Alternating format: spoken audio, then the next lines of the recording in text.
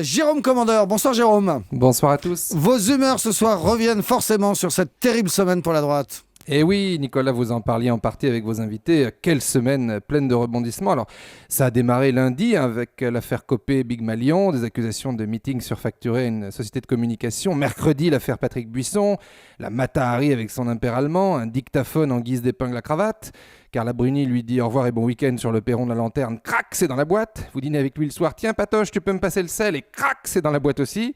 Et aujourd'hui, on apprend que des juges ont mis messieurs Sarkozy, Guéant et Hortefeux sur écoute dans le cadre d'éventuels financements de la campagne du premier par Kadhafi. Alors, ces trois événements restent malgré tout mineurs, car c'est sans compter bien sûr ce tremblement de terre, cette autre déflagration médiatique sans précédent pour la droite. Jean-Pierre Raffarin a demandé à Nadine Morano d'arrêter de tweeter, et ce, en plein meeting UMP à Strasbourg, mercredi 5 mars dernier. Après l'affaire Copé-Buisson, Nicolas Sarkozy écouté par un juge, la droite qui vit une semaine folle est consternée. On écoute l'ancien Premier ministre à la tribune au moment du drame. Ma chère Nadine, qui est en face de moi, qui est en train de tweeter, qu'elle demande d'arrêter. Alors selon des sources sur place, Nadine Morano a été ceinturée, elle a été emmenée au CHU de Strasbourg. William Galibert reviendra lui-même dans l'édition de 20h sur la folie de tweet de Nadine Morano. Une cellule d'aide psychologique a été mise en place, pardon je suis un petit peu ému. On part tout de suite pour Strasbourg, on a le témoignage d'une militante UMP extrêmement choquée, qui était sur le lieu même du drame, on l'écoute.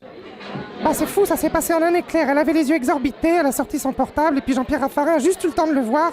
C'est une semaine terrible pour la droite. C'est la première fois que la phrase d'un discours de Jean-Pierre Raffarin est reprise dans les médias. C'est vraiment triste que ce soit celle-là. Donc évidemment, toute l'antenne d'Europe 1 est mobilisée. C'est à vous, Nicolas Poincaré. Vous reviendrez évidemment, bien sûr, sur ce drame en plein discours de Jean-Pierre Raffarin.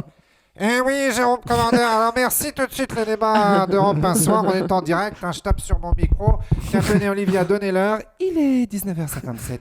Merci, alors avec moi pour un débat d'Europe 1 soir, Pierre-André Guichard-Poniatowski Le Canuet, vous avez été sous-secrétaire d'État au poste et télécommunications sous Giscard pendant une semaine, jusqu'à ce qu'on se rende compte que votre nomination était une erreur du journal officiel. C'est exact. Alors on a trouvé que vous pour témoigner, parce que dès qu'on a des politiques importants à Europe Soir, le cabage fait la gueule. Alors une réaction au tweet de Nadine Morano en plein meeting de Jean-Pierre Raffarin. Ce qu'il faut bien voir. Eh bien merci à tous. Tout de suite c'est à vous, Alban Le Poivre. Exactement, vous m'imitez à la perfection Jérôme Commandeur.